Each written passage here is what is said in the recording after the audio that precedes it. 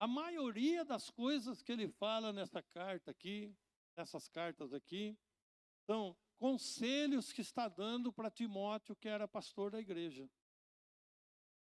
Estava cuidando de uma igreja. Então ele escreve dando aqui o quê? Conselhos.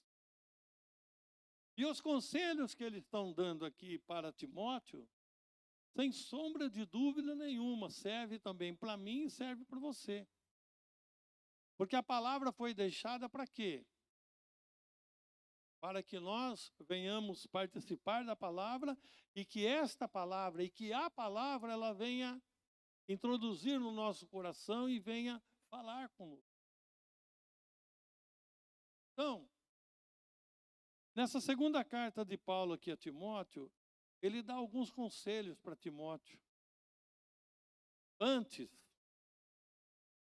de ele dar alguns conselhos, ele elogia a Timóteo,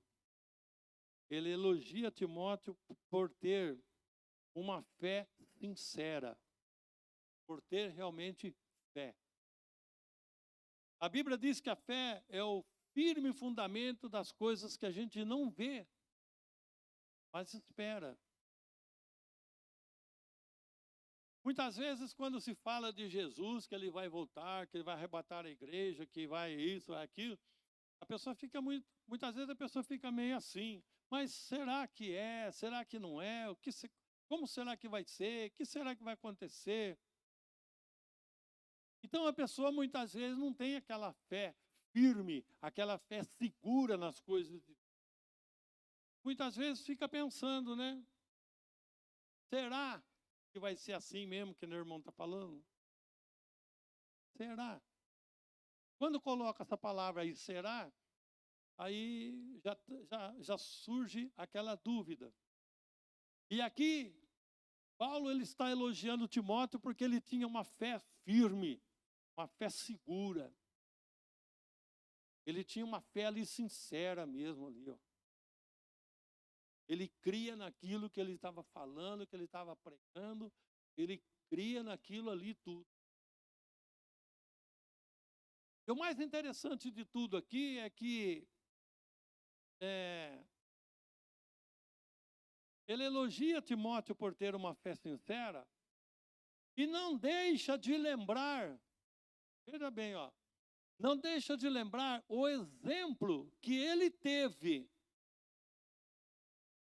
Não deixa de lembrar o exemplo que ele teve, mas de quem ele teve exemplo para ter uma fé firme, sincera, uma fé pura nas coisas de Deus.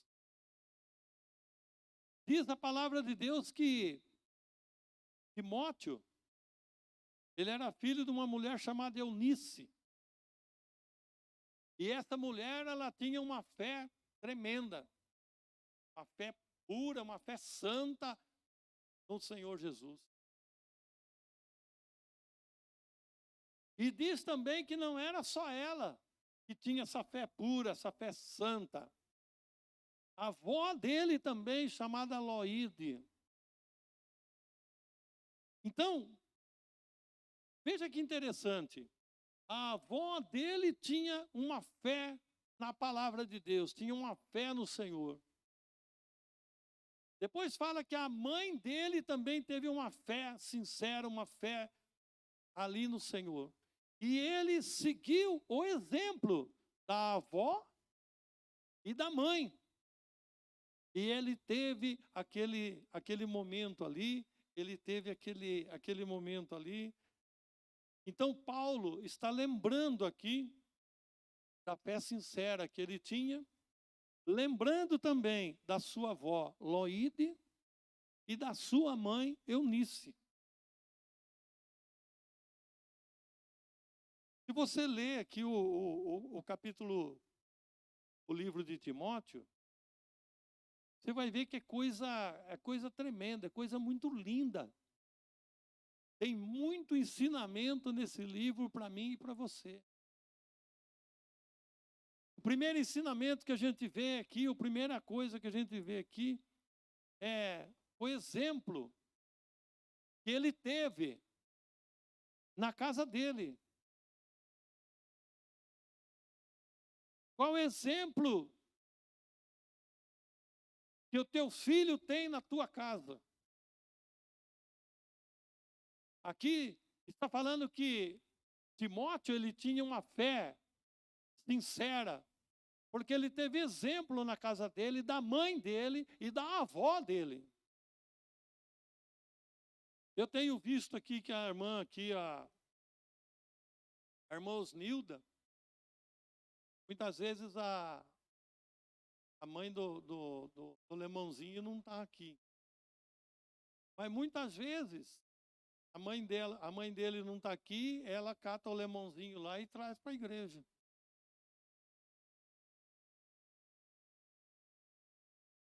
Isso daí simboliza, representa o quê?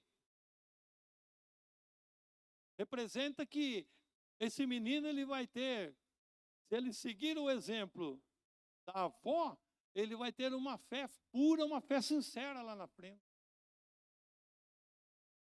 Então tudo é baseado em exemplo.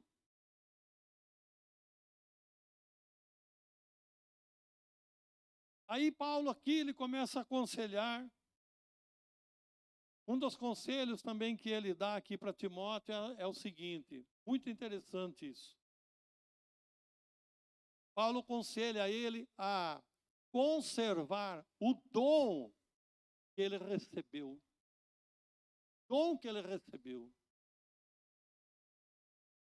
Aí você deve estar imaginando assim, tudo bem, irmão, mas eu não tenho dom nenhum. A Bíblia fala assim, buscai com zelo os dons do Espírito Santo. Você já viu falar que tem muitas pessoas dentro da igreja que têm o dom enterrado? Já viu? Tem enterrado os seus dons. Como assim? É porque a pessoa acha que ele não serve para nada, a pessoa acha que ele não tem dom, que ele não tem nada. Sendo que Deus, quando Ele chama uma pessoa para a salvação, quando Ele escolhe, Ele chama, Ele tira uma pessoa das trevas e traz para a sua luz, Ele não simplesmente cata, traz e joga lá num canto, lá e fala assim, agora você se vira. Não! Quando Deus chama alguém, quando Deus escolhe alguém, quando Deus chama alguém, Ele mune essas pessoas com dons espirituais. Mas por que não é manifestado? Porque a pessoa não busca. A pessoa não busca. Eu já ouvi, nesse tempo que eu sirvo a Deus, eu já ouvi muita gente dizer, eu não tenho dom para nada. Eu não... Aí a gente pergunta, você já buscou? Você já orou, já buscou de Deus para saber qual é o dom que você tem? Não. Então como você vai saber? Não vai saber nunca. Mas eu garanto para você, no nome de Jesus, que todos têm dons. Pode ser que a pessoa não tenha 2, 3, 4 dons, porque a Bíblia fala de 9 dons na Bíblia. Pode ser que a pessoa não tenha 2, 3, 4, 5. Mas pelo menos um dom, cada pessoa que entregou a vida para Jesus recebeu dele. Só que muitas vezes não usa. Erra. É como o caso daquele camarada que, aquela parábola de Jesus, quando ele conta essa parábola que o camarada lá deu 5.000 para um, 2.000 para o outro e 1.000 para o outro. Um exemplo. O que tinha 5.000 trabalhou com aquilo lá e ganhou mais 5. O que tinha 2 trabalhou com aquilo lá e ganhou mais 2. E o que tinha 1, o que eu vou fazer com isso aqui? Abriu um buraco e enterrou. Aí quando chegou o dono do dinheiro que foi dado para pedir, cadê? Vamos lá, vamos acertar a conta. O que tinha 5 dom, o que tinha 5, trabalhou, ganhou mais 5, chegou para o dono e falou, ó, aqui está os 10. Eu trabalhei, ganhei mais 5, tem 10. Então, você, o senhor me deu 2, eu trabalhei com esses 2, trabalhei muito, ganhei mais 2, está aqui os 4. Legal, muito bom. Você aí, eu sei que o senhor é um camarada assim, duro, né? Aí eu peguei e catei o que o senhor me deu lá e enterrei. Qual foi a resposta dele? Tira esse dom que ele enterrou e dá para aquele que tem 10. Porque quem muito tem, mais será dado. Quem não tem, até o que tem vai ser tirado. É brava a coisa. Então aqui, Paulo está aconselhando ele a conservar o dom. O que é dom? Dom é um presente de Deus. Presente de Deus. Quer que eu provo para você que você tem um dom? Quem quer que eu provo para você que você tem um dom? Diga aleluia. Tá bom. Você recebeu Jesus Cristo já na tua vida como o único Senhor e Salvador? Tem uns 3 aqui que falou que sim. O resto está tudo dormindo. Vou perguntar de novo, quem sabe se acorda. Você já recebeu Jesus Cristo na sua vida como o único Senhor e Salvador? Então você tem o dom da salvação. Agora, se você tem o dom da salvação, você tem que fazer o que com ele? Cuidar, guardar. É um presente de Deus para a nossa vida.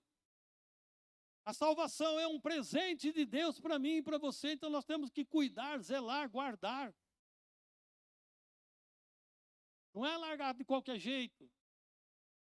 Eu estou com vontade de orar, não estou com vontade de ler a Bíblia, não estou com vontade de nada. Deixa para lá, isso aí é por fulano, ciclano, beltrano. E vai deixando, vai deixando, vai deixando. Esse dom da salvação, ele vai começar a ser enterrado. E aí, quando o dono que deu vir buscar, cadê teu dom? Eu larguei lá no canto, lá, não quero saber disso aí não. Tá bom.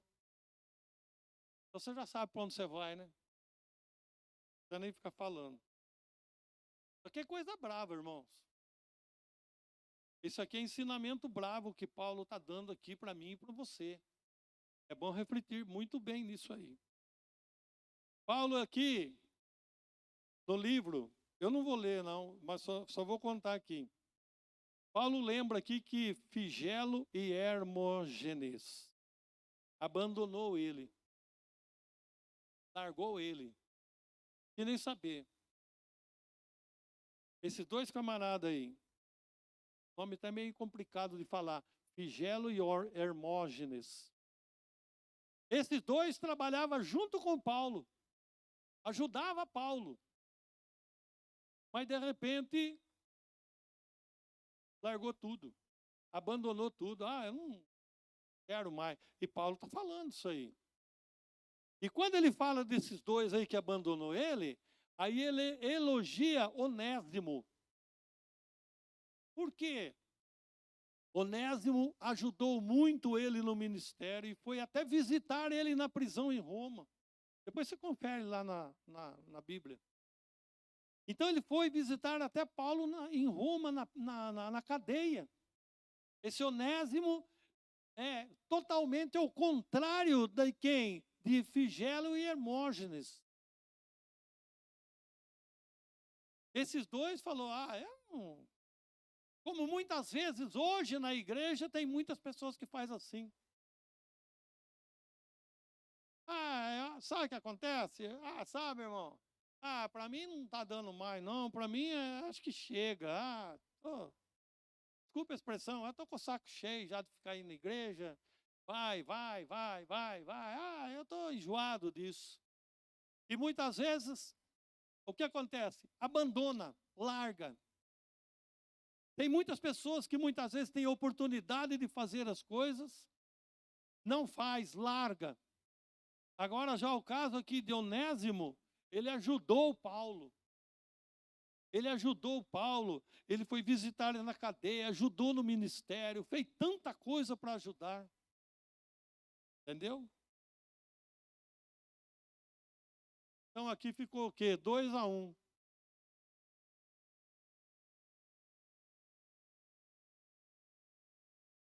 Eu não vou ler, mas depois você lê na tua casa. No capítulo 2 do livro de 2 Timóteo, aí, depois você lê lá, você mata a curiosidade lendo lá. Eu não vou ler porque deixar para você ler depois. Paulo aqui, ele fala de 3 áreas para fortalecer Timóteo. Ele fala aqui de 3 áreas para fortalecer Timóteo, para ajudar Timóteo. Então ele fala aqui praticamente assim, para você entender, 3 ilustrações, ou ilustrações, ele fala aqui. A primeira ilustração que Paulo fala aqui, ele fala de o soldado. O soldado, ele tem que agradar o seu comandante. Quando eu estava lendo e meditando nessa palavra, eu lembrei de mim quando estava no tiro de guerra. Quem fez tiro de guerra aí? Tem alguns que fez, né? Tiro de guerra, nós era lá soldado, tinha lá o sargento, tinha que obedecer o sargento. Sentinela, continência, aquela coisa toda, né? E tudo a gente procurava fazer bem feito para agradar quem? Para agradar o sargento, agradar o comandante. O nosso irmão Antônio está aí, né? O vulgo Aranha. Você tem lá superior, não tem? Você não faz tudo certinho para agradar o seu superior? Hã? Aí. Tem que fazer tudo certinho para agradar o comandante. Agora eu pergunto para você, quem é o comandante da igreja? Nós somos soldados. E quem é o comandante? Tem um corinho que fala assim: o nosso general é Cristo, seguimos os seus passos, nenhum inimigo nos resistirá. Entendeu? Então Paulo está dando um conselho, o segundo conselho que ele dá: do atleta para receber o prêmio. Você já viu aquelas corridas que tem um obstáculo, né?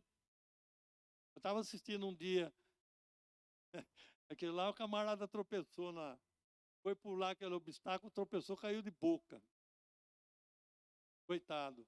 Ficou para o meio do caminho. Tudo isso são mensagens para nós. O outro com a pernona comprida, foi pulando,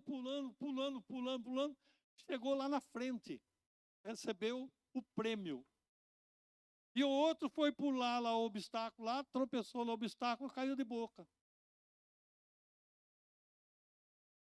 O que isso quer dizer? Que eu e você, nós temos que correr.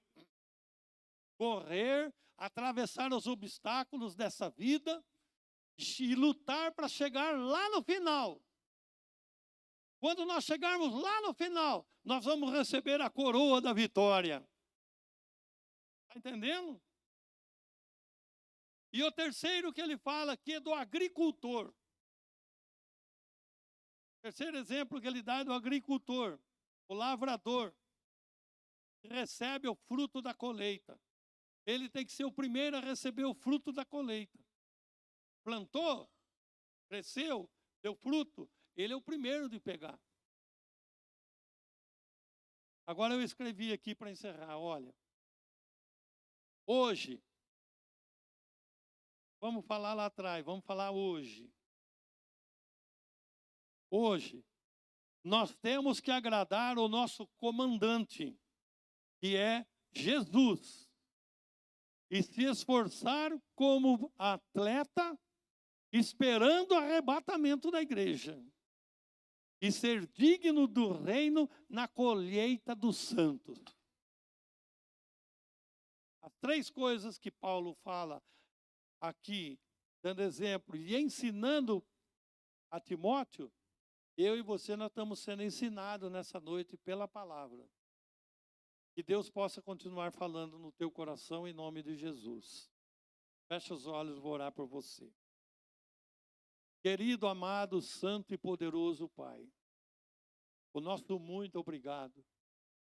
Muito obrigado por essa palavra viva, essa palavra santa, essa palavra poderosa que tem nos ajudado, que tem nos fortalecido e que tem nos mantido em pé até hoje.